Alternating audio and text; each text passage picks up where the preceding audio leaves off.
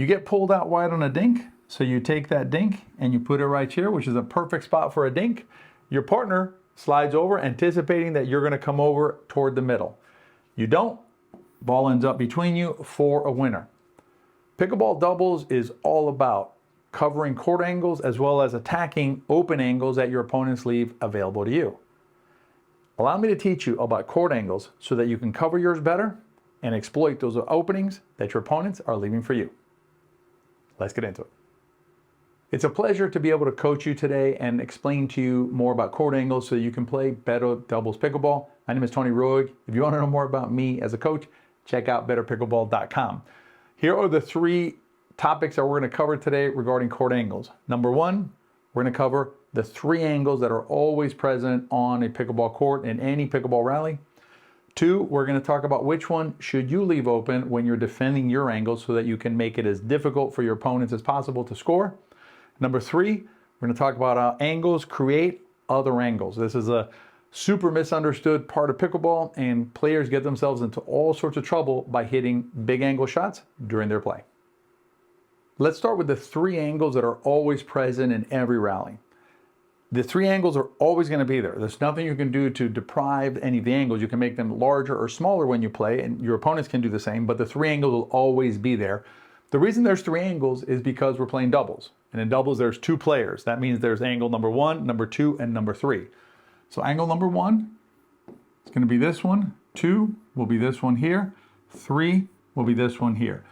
Now, relative to where the ball is, angle number 3 is going to be the down the line shot, or the straight angle if you want to think about it that way. So this is the straight one. Number 2 is the easiest to remember. Number 2 is always going to be the middle. So the middle, no matter where the ball is, number 2 is always going to be the middle angle.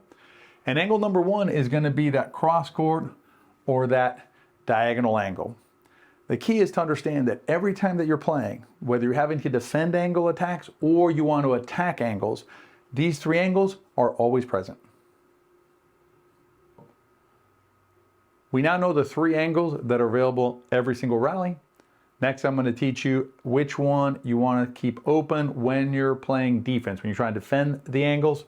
But if you're watching this video, then you're going deeper than most players do. So I want to invite you to our State of Play on February 22nd of this year, 2025. Totally free event. You just need to get a ticket. I'll put a link up here, down in the show notes. Join CJ and me for State of Play and find out what's going on with Pickleball now. So what's the benefit to you as a player knowing about these 3 angles that exist during every pickleball rally? Remember, number 1 up here is the cross court, number 2 middle, number 3 down the line. One of the greatest benefits about understanding these angles is it allows you to better cover the angles. It allows you to better defend against angle attacks. And it also helps you understand which angles to cover and which one you're going to leave open. Because as you'll see, you cannot cover all 3 angles. One angle is going to remain open. The question is, which one do you want to leave open? You want to leave open the one that is the least damaging to you and your partner. Think about it from the other side. It's the one that is hardest for your opponents to successfully attack. So let's work through the 3 angles, and we're going to figure out which one is the best one to leave open based on this ball position here. Let's start with the easiest one first. And the easiest one first is going to be the middle. This middle zone here is a zone that we never want to leave open. We can get beat in other ways, but let's not get beat down the middle. The middle does not involve the sidelines. So these sidelines are not involved in this middle attack. So the middle attack is an area that we want to keep closed down for sure at all times. So the middle, never open. So that then leaves 1 and 3. Which one of those do we want to leave open? Number 3, which is the down the line, leaves a pretty big opening for your opponents to attack. So basically they can attack a zone that looks like this. It does involve the sideline, so it's not as bad as the middle, but it leaves them a lot of space that they can attack when we compare it to number 1. Number 1 is a tiny little zone in here, tiny little zone roughly in there that they can try and attack for a winner. Because remember, the net's obstructing them. So they need to get the ball to hit a winner. They need to get the ball into that triangle with some pace in order to overpower this opponent. So when you look at the three angles, 1, 2, and 3 in this situation, the angle that you want to leave open is going to be angle number 1. So the answer is, which angle do you want to leave open? It is pretty much always going to be the cross-court angle. You don't want to leave the middle ever open, and you don't want to leave the down the line open because that one gives them more area to work in. If you're going to get beat, cross-court.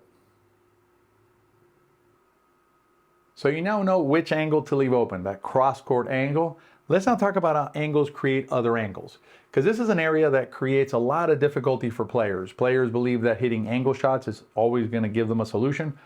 Hitting angle shots can create difficulties for you when you play. I'm going to show you with a return of serve how it unbalances your side potentially and creates more challenges for you in terms of covering the next shot coming your way, that third shot. So I have the server here is going to hit their normal serve, and then the returner is going to hit an angled cross-court return here. So now this player is going to come over here to hit this ball here, and this player will be moving up. Okay, so let's assume that this player can get to this ball while this player is still in transition. The problem with this situation is that this zone here now is open to attack, right? That down the line we talked about before, that was angle number 3. So this player needs to slide down. If this player slides down to cover that, now this middle zone is open and this player's open to attack. Even if this player had made it up, the middle is going to be open, right? And we don't want that. So now this player has to slide down here. If this player slides down here, now you have a larger number 1, a larger cross-court attack.